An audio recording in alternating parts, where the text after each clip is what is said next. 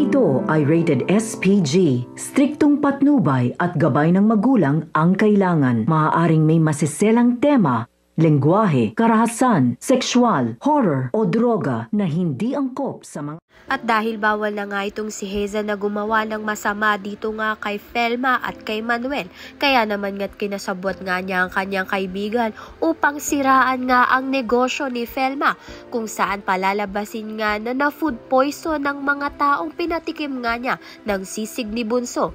Dahil dito malaking kasiraan nga ito sa negosyo ni Felma, kaya naman nga't mahahati nga ang kanyang atensyon dahil kinikailangan nga niyang ayusin ang nasira sa kanyang negosyo at mawawalan nga siya ng atensyon dito nga kay Jessica.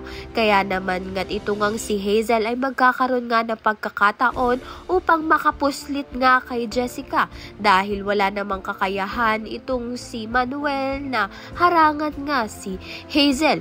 Sa kabilang banda naman nga, ito ngang si Andrea ay gumagawa nga ng paraan upang magkapera, subalit hindi niya nga inaakala na ang pinasok nga niya ay investing scam, kaya naman nga't maraming tao ang maluloko niya.